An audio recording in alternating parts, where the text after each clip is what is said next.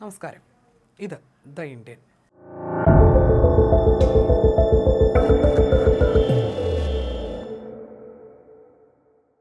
American ഉൽപ്പന്നങ്ങൾ ലോകത്തിൽ വെച്ച് ഏറ്റവും മികച്ചതെന്നാണ് പറയപ്പെടുന്നത്. അവരുടെ ഏത് വസ്തുവിലും ആ ഗുണമേന്മ വ്യക്തമാണ്. അപ്പോൾ അവരുടെ പ്രതിരോധ ഉൽപ്പന്നങ്ങൾ എത്രമാത്രം ഗുണമുള്ളതാണെന്ന് പ്രത്യേകിച്ച് പറയേണ്ട കാര്യമില്ലല്ലോ.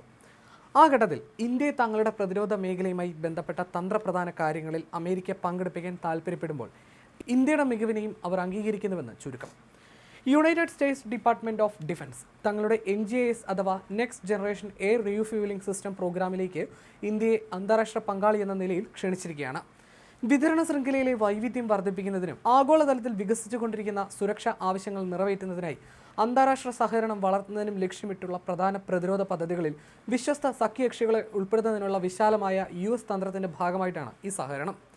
ഇന്ത്യയെ സംബന്ധിച്ചിടത്തോളം ഈ ഒരു ക്ഷണം അമേരിക്കയുമായുള്ള വളർന്നു വരുന്ന പ്രതിരോധ ബന്ധത്തിൽ സാങ്കേതികമായി കൂടുതൽ മെച്ചപ്പെടുന്നതിനും US വ്യോമസേനയുടെ ആധുനികവൽക്കരണ ശ്രമങ്ങൾക്ക് സംഭാവന നൽകുന്നതിനുമുള്ള ഒരു അവസരം കൂടിയാണ്. എന്നിരുന്നാലും അമേരിക്കയുടെ ഈ NGA പദ്ധതി ധാരാളം വെല്ലുവിളികൾ നേരിടുന്നുണ്ട്. പ്രത്യേകമായി സാമ്പത്തികമായ കാര്യം തന്നെ.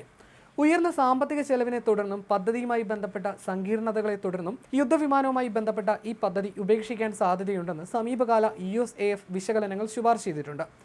അമേരിക്കയുടെ വ്യോമസേനയെയാണ് USAF എന്ന് വിളിക്കുന്നത്. എന്താണ് ഈ NGAS പദ്ധതി എന്നും പരിശോധിക്കാം. USAFന്റെ പഴക്കം ചെന്ന ടാങ്കർ കപ്പലുകൾ മാറ്റി സ്ഥാപിക്കാനുള്ള ശ്രമം 2006ഓടെയാണ് ആരംഭിച്ചത്. അതേപോലെ തന്നെയുള്ള പദ്ധതിയാണ് ഇപ്പോൾ കൊണ്ടുവന്നിരിക്കുന്ന ഈ NGAS പദ്ധതിയും. ഇത് വ്യോമസേനയുമായി ബന്ധപ്പെട്ടാണ്. 3 ഘട്ടമായിട്ടുള്ള പരിഷ്കാരമായിരുന്നു ഈ പദ്ധതിയിൽ ഉൾപ്പെടുന്നത്. ആദ്യഘട്ടം എന്നത് KC-X എന്ന് വിശേഷിപ്പിക്കുന്നു.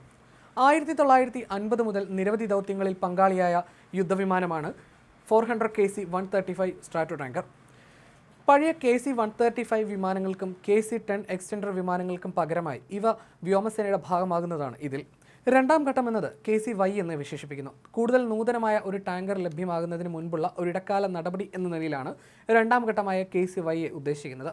ഈ ഘട്ടത്തിൽ പുതിയ വിമാനങ്ങൾ എയർബസ്, ലോക്ഹീഡ് മാർട്ടിൻ തുടങ്ങിയവയിൽ നിന്ന് മികച്ചതാക്കണോ അതോ നൂതന ഇലക്ട്രോണിക് യുദ്ധശേഷികൾ ഉൾപ്പെടെ മികച്ച സ്വയം സംരക്ഷണ സംവിധാനങ്ങളുള്ള കൂടുതൽ KC-46 വിമാനങ്ങൾ വാങ്ങണോ എന്ന കാര്യത്തിൽ USAF ഇപ്പോഴും ആശയക്കുഴപ്പത്തിലാണ്.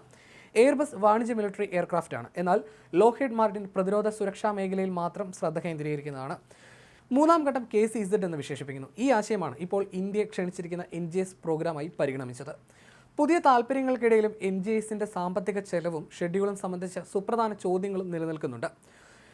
ബജറ്റ് പരിമിതികൾക്കുള്ളിൽ നിന്ന് ഒരു വിമാനത്തിന് ചിലവാക്കാൻ സാധിക്കുന്ന പുതിയ സ്റ്റെൽത്ത് ടാങ്കർ വികസിപ്പിക്കുന്നതിൻ്റെ സാധ്യത ഇപ്പോഴും ചർച്ചയിലാണ്. ചെറിയ ആളില്ല ഇന്ധനം നിറയ്ക്കുന്ന വിമാനങ്ങളോ അല്ലെങ്കിൽ നിലവിലുള്ള KC-46 വിമാനത്തിൽ കൂടുതൽ പരിവേഷണം നടത്തി മാറ്റം വരുത്തണോ എന്നും പദ്ധതിയുണ്ട്. ഈ ഘട്ടത്തിൽ ഇന്ത്യ പോലുള്ള സഖ്യകക്ഷികളെ NGAS പ്രോഗ്രാമിലേക്ക് ക്ഷണിക്കുന്നത് ചെലവ് കുറയ്ക്കുന്നതിൽ നിർണായകമായി മാറുമെന്നാണ് വിലയിരുത്തപ്പെടുന്നത്. ഇതിലൂടെ തന്നെ വ്യാവസായിക അടിത്തറ വൈവിധ്യവൽക്കരിക്കുക, സംയോജിത വൈദഗ്ധ്യത്തിലൂടെ സാങ്കേതിക പുരോഗതി ത്വരിതപ്പെടുത്തുക, സഖ്യസേനകൾക്കുള്ളിലെ പരസ്പര പ്രവർത്തനക്ഷമത മെച്ചപ്പെടുത്തുക എന്നിവയാണ് ലക്ഷ്യമിടുന്നത്. അമേരിക്കയുമായുള്ള പങ്കാളിത്തം ഇന്ത്യക്ക് ഗണ്യമായ അവസരങ്ങൾ നൽകുമ്പോൾ തന്നെ വെല്ലുവിളികൾ നിലനിൽക്കുന്നുണ്ട്. ഇന്ത്യയുടെ പ്രതിരോധ സംഭരണ പ്രക്രിയകൾ സങ്കീർണമായേക്കാം എന്നതാണ് അതിലൊന്ന്.